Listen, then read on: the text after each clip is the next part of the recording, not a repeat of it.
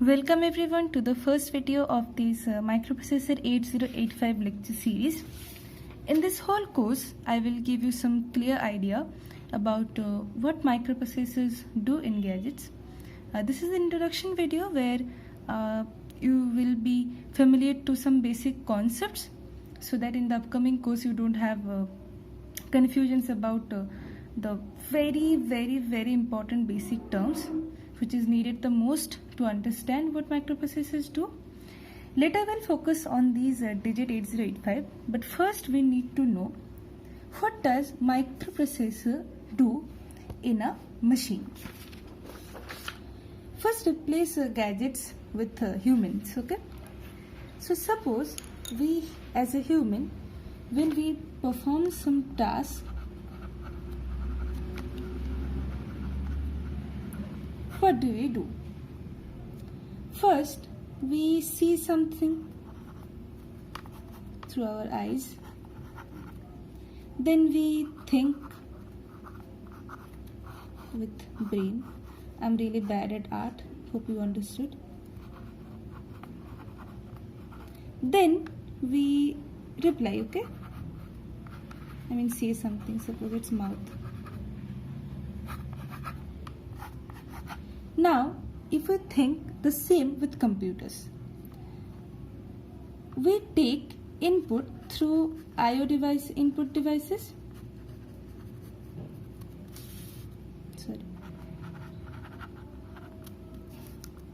See something or give output through output devices. But what happens in the middle? We think or we process. Our brain can be said as the CPU.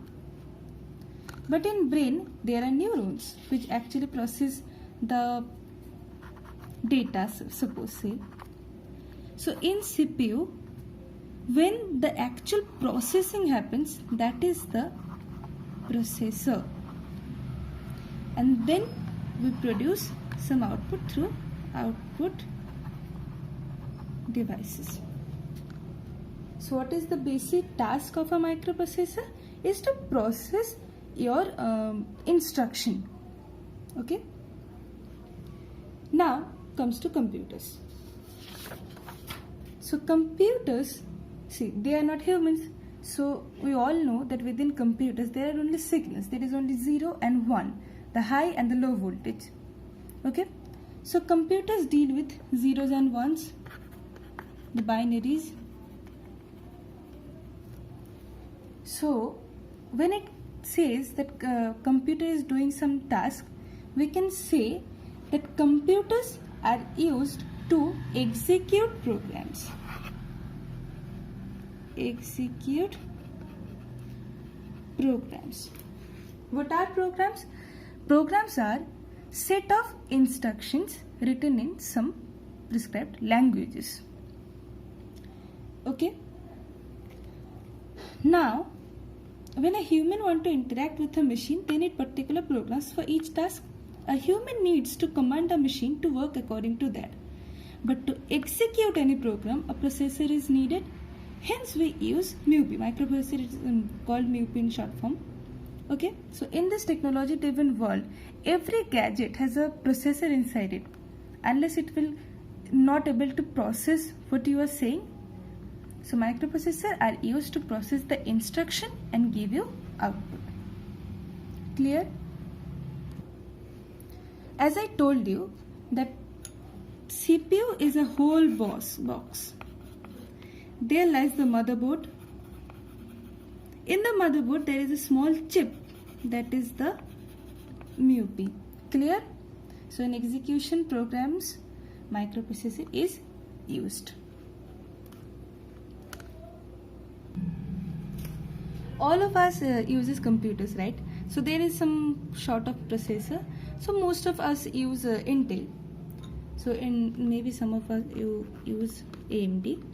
But okay, let's suppose as we are thinking about 8085, so it belongs to the Intel family. The first microprocessor that the Intel built was 4040. Then after some sort of development, there comes 8080. But 8080 have some serious issues of voltage diminish. So then for plus and minus 5 volt stability, they produce 8085. 8085 microprocessor was the first economically successful microprocessor. Then comes 8086, 80186. This is the 8086 family. Then comes Pentium 1, Pentium 2, and now the Core i7, Core i9. I am sure that you know. So maybe you guys are thinking that now we use Core i7, dual core, octa core. Then why are we learning this subject 8085? See, doesn't matter how much technology grows and all, but the basic block diagram of a computer stays the same. And if you don't know the basics of 8085, you can't learn these advanced microprocessors. First, you need to understand how 8085 functions. Then you will, obviously they are tremendously growthable processors. Their technology is completely different, but first you need to understand how 8085 works. Okay? Now, the basic block diagram of a computer is this: input, output, within this the processor and the memory. This block diagram of computer remains the same always. First you need to understand that what is the functions of these boxes, then you will learn big and bigger subjects. See, 8085 is a complex subject. It is a little bit complicated and it is hard, obviously. But if we know the basics very clearly, it is probably the most interesting and lovable subjects you will come across your way. So please first know the block diagram of computer. So what does input box do? Obviously it takes input, it produces output, and in this block diagram it is used for processing and it is the memory used for storing. Here I will say something special notes, which maybe you think that what is the importance of these all right now and all, but when we will dive into programming of 8085, it is really needed to understand. So why memory is used? Memory is used to storing data. What is data? Zeros and ones. Now there are two types of files. I mean, what is files? Obviously the collection of programs and all. There we save it, suppose in form, doesn't depends on which language or on which you're working. Suppose if it is C++, we save the .cpp file. If it is a Word, then .docx, Excel, XLXX, depends on the software. So there are two types of files, the program files and the data files. They are stored in the memory. Suppose this is the memory, here is the address and here is the data. In a particular address, particular data has been stored. Okay. Now what is difference between program and data files? Your software is your program. It's not your program, it's already in the, suppose in the machine, or you can install a software and all. So a program can be saved as WhatsApp. Obviously you all use it. That icon, green icon, is the program file. And what are the data files? The images, the audios, the videos and all. So memory is used to store that data. Okay. Now the brief description of this memory is important in understanding MUPI, because the next topic I will say you that how does a MUPI work. Here I can give you an example and then I will tell you that how does it work. If you have seen my COA lecture series, the first video, I've already discussed it, but in microprocessor I have to do it again. Suppose in C language we write some code. Okay, I'm not including all that header file and all, I'm just showing you the brief introduction. So x7 b equals to 5. Suppose a minus b is to some c, printf %d, c C.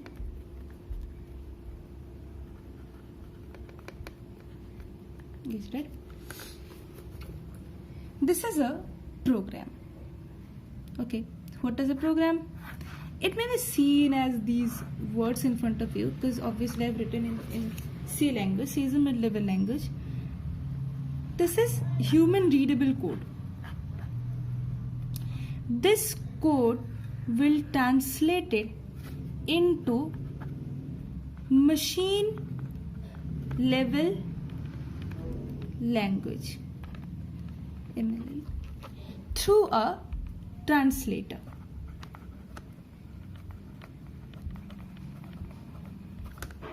What is a translator? Suppose in C, in case of C, we use a compiler. So a compiler will save this file with .c extension and translate this whole code in strings of zeros and ones. So what did I say? First, we need to write this code with the help of a keyboard. So it comes as input. Then here is suppose the memory. We have to save it. But we know from the previous diagram that input and output devices are not connected with memory directly. They are interconnected through the MUP. So through the MUP and all, first this dot, suppose add.cpp file gets stored in a particular location. And this is already being translated into zeros and ones. Now what we want? We want the result, that is the C. We want to print the result. So for that our programs need to be executed. And who will do this task? Obviously the microprocessor. Now here the processing starts. The first task of a microprocessor is fetching that zeros and ones from memory. So first fetch. First MUP will take that file here. This is fetching. Fetching instruction from memory. Now see, within the computer there all is zeros and ones. So how will they know that what task it has to do, right?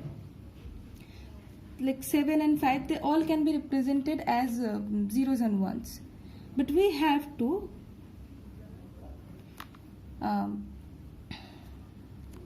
subtract them. So for subtraction there is a particular combination of zeros and 1. Okay, here comes the term decode. What is decode? Decoding is understanding the opcode. Listen this very carefully. Many of you think that decode is translating this code in zeros and ones. That is wrong. When it is inside that memory, it is already translated in zeros and ones. What decoding has to do? It has to understand the opcode. Now what is opcode? This is very important. Don't forget.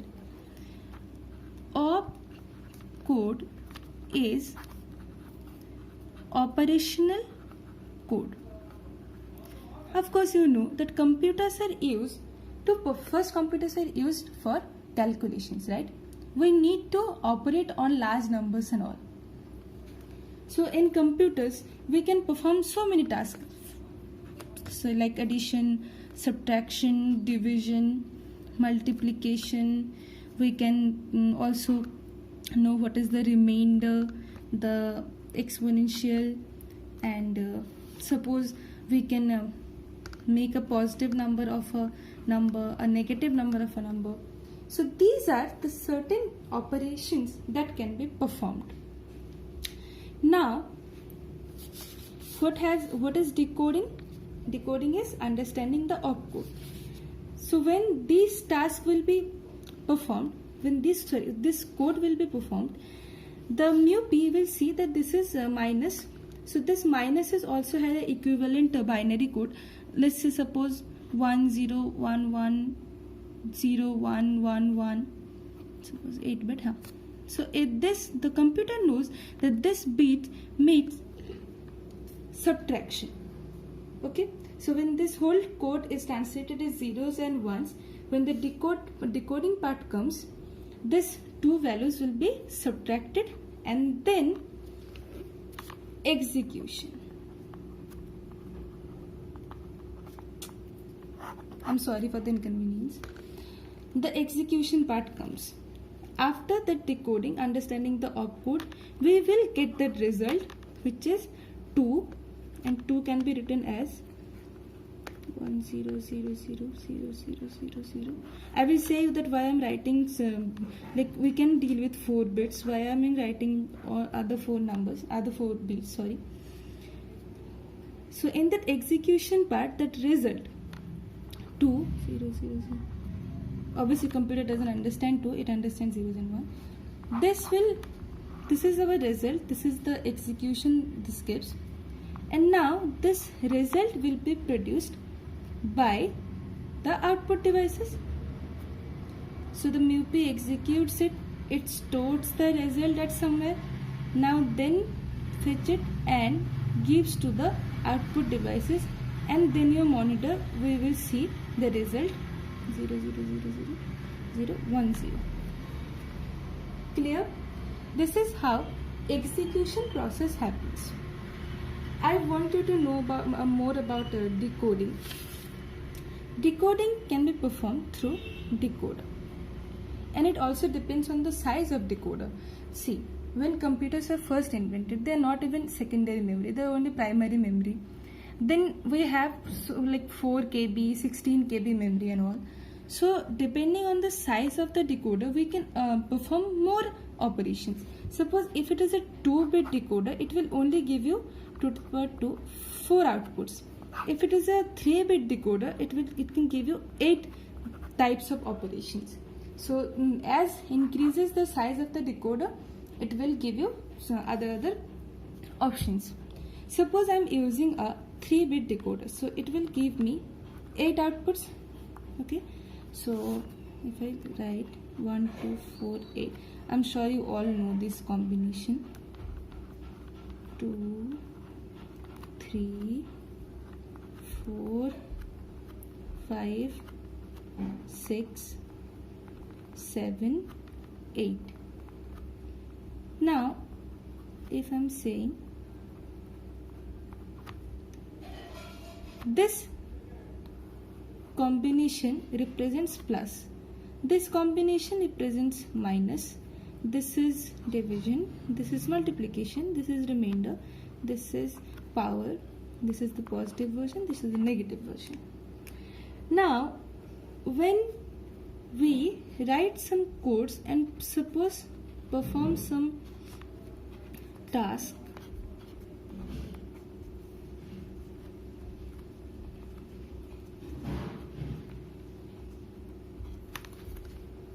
this is how our mu-p gonna understand this.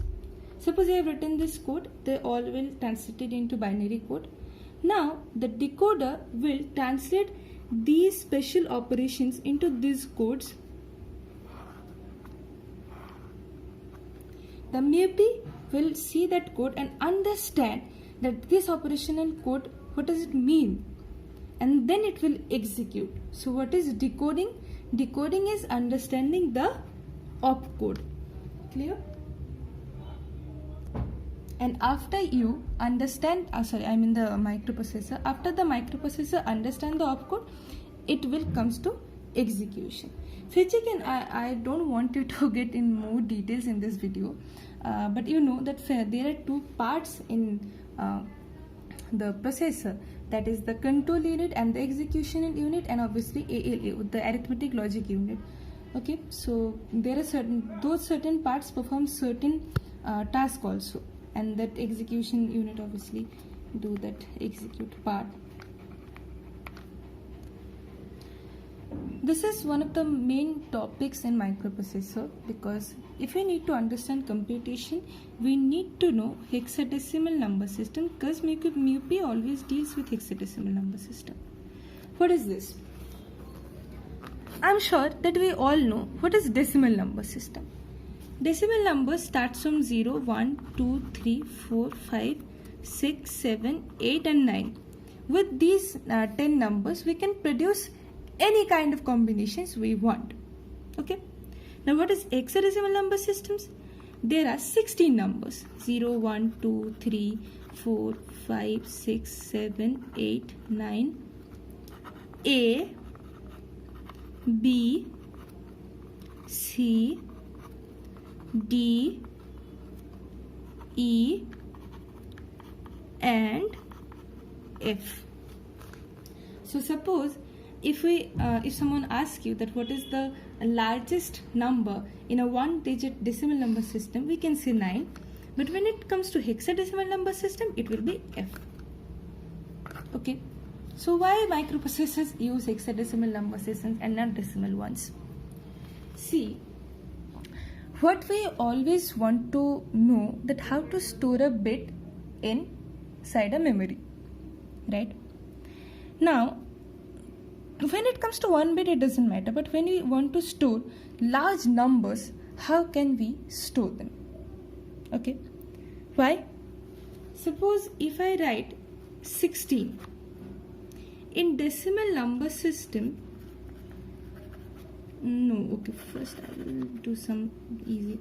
In decimal number system, how can you represent them? 13 doesn't exist in this line. I mean separately 1 and 3. But in hexadecimal system, 13 can be represented as D. Where in decimal system, 13 has to be represented like 1, 2, 4, 8. Right? Why?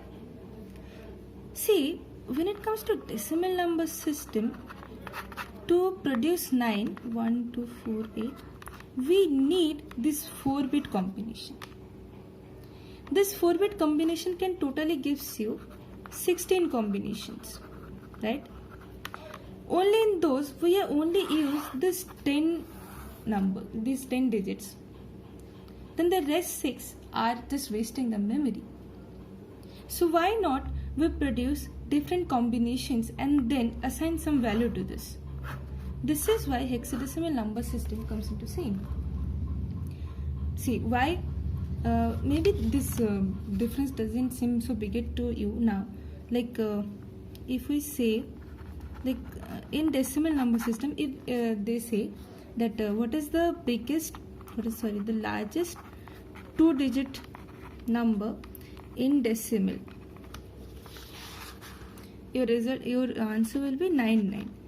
But when it comes to hexadecimal number system, it is FF. So with the same amount of memory, we can produce a larger combination, right? So hexadecimal number system basically is used for better memory management, because obviously there are so many combinations, so we don't need other numbers. We can represent them with these other representations. So hence this is why hexadecimal number system is used. Now listen to this very carefully. There are many bit numbers. Later on you will came to know familiar with this digit terms like register.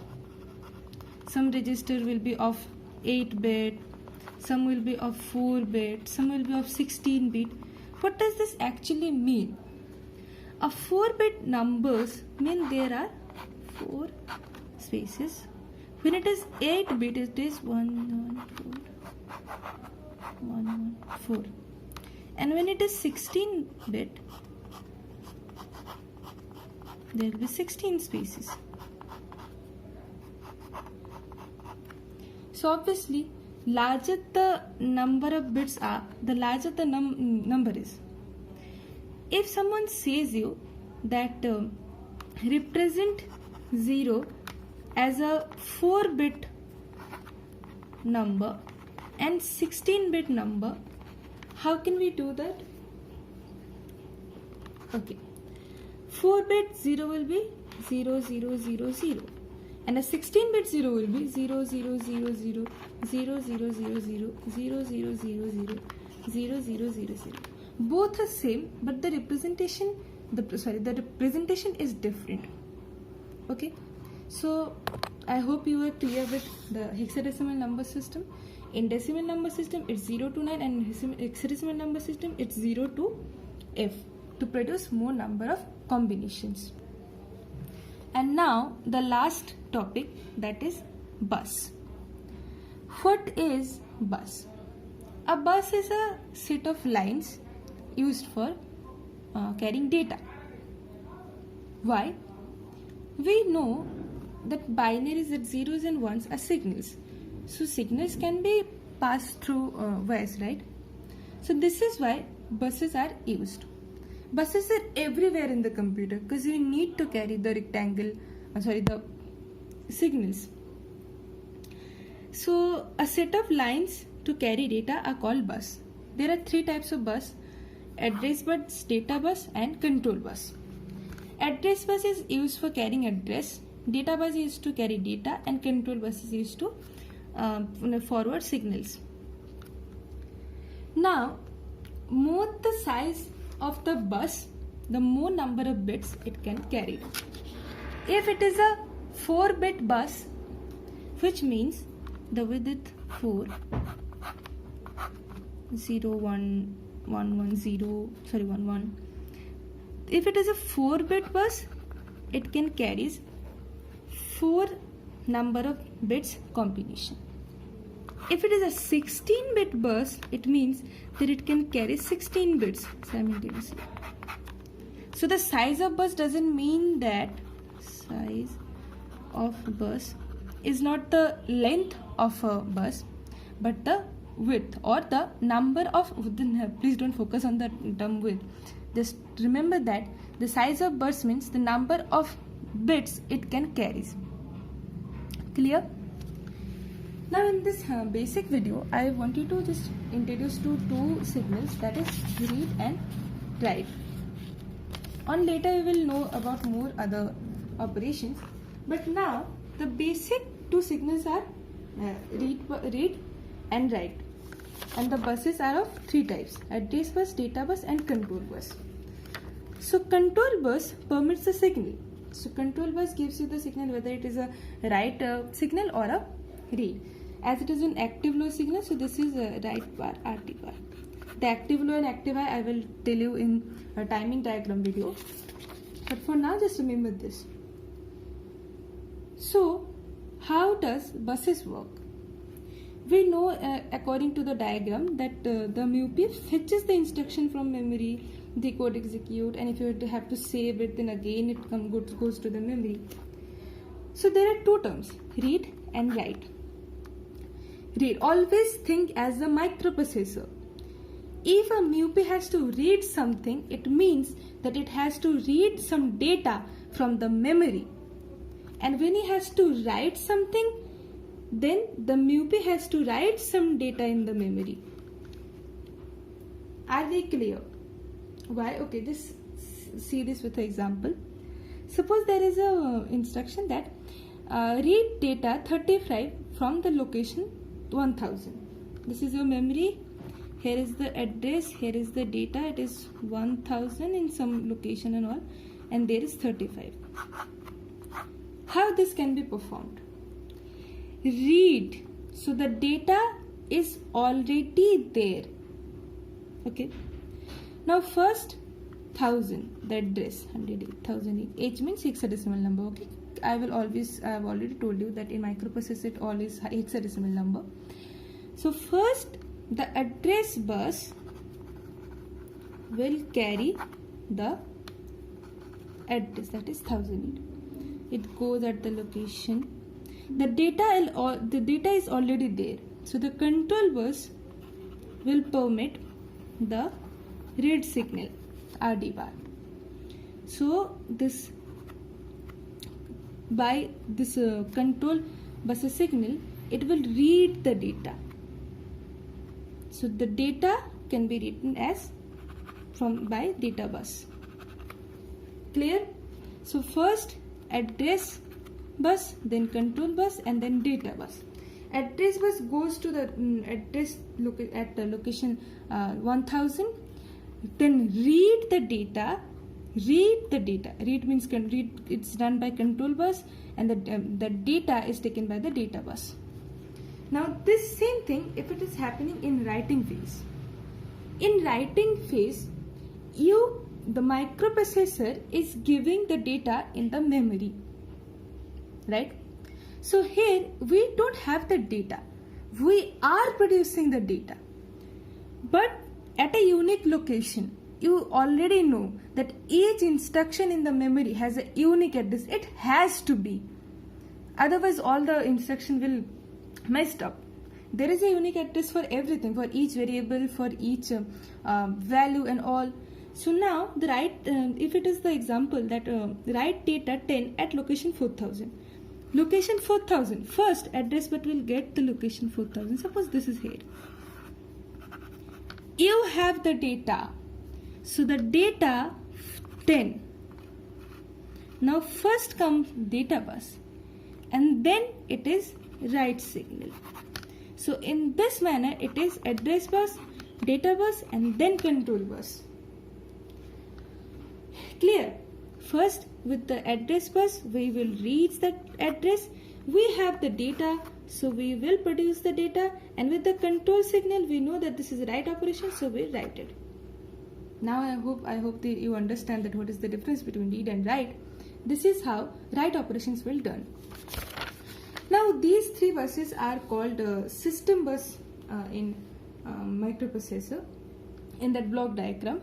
So this is a simple questions for you. Let me draw the block diagram again. IO, NUP, and memory. They are interconnected through buses, and we don't know which bus is connected to whom. I will ask you. So IO is not directly connected to memory, and memory is also not. So MUP has to do all the tasks.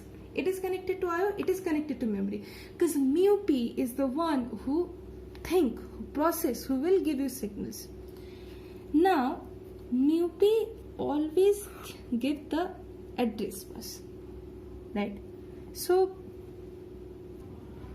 MUP is the one who gives address. So address bus is only unidirectional. MUP is the one who produces signal. So control bus is also unidirectional. But data we can read also, we can write also. So the data bus is bidirectional. Okay, so this was my question, that which bus is direction to whom. Okay, so address bus is unidirectional, and the data bus is bidirectional, and the control bus is again unidirectional, because MUP can only produce this too, and data can be read and write also. So what does a microprocessor basically do? Fetch, decode, and execute. First, suppose just like assume that you are on your computer screen and there is an application called code blocks, right? Nowadays computers obviously has two different types of memories, primary and secondary. But when 8085 invented, there are only primary memory, because secondary memory was used to like increase the backup space. But from 1980s it comes to the scene, the later 70s. But first they were not. So when we click on that icon comes to the microprocessor, says like it produce a signal. From that memory, that file will now come into RAM. Now suppose this is code blocks. Code blocks is opened. You type your programs. The programs will be compiled through the compiler. My new code blocks is a compiler.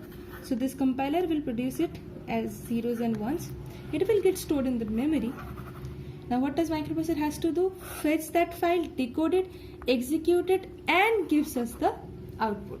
So now I think you know that why microprocessor are widely used and why it is so important to know how does microprocessor works. So 8085 was it is like the basic microprocessor you need to know. If we are clear with this, then you will get to know some larger microprocessor if you're interested in electronics. So this was the introduction video. If there is any queries or something, please ask me in the comment section. Thanks for watching. The next video will be 8085 architecture. Don't miss it.